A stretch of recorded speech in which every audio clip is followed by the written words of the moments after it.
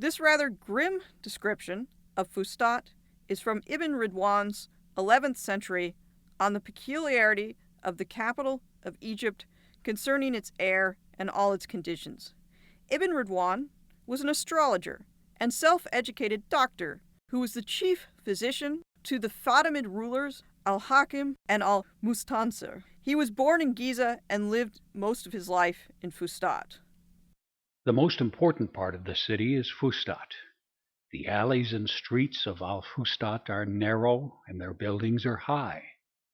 The people of Al-Fustat are in the habit of throwing whatever dies in their homes, cats, dogs, and other animals that are household companions, out into the streets and alleys where they decay and their corruption mixes with the air. In addition, they customarily throw into the Nile, from which they drink, the droppings of their animals and their carrion. The sewers from their latrines also empty into the Nile.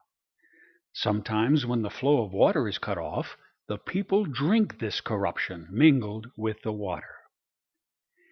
In Al-Fustat there are large hearths for the baths, from which excessive smoke rises into the air.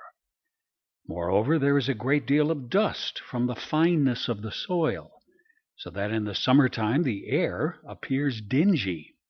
It affects breathing, and clean clothes become dirty in one day.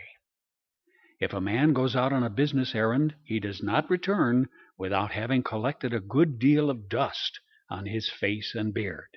On summer days, especially in the evening, a dusty gray and black vapor rises in the town, particularly if the air is free of any winds.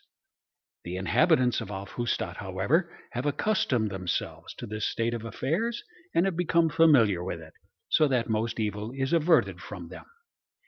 Nevertheless, of all the inhabitants of Egypt, they are the ones who most quickly succumb to illness.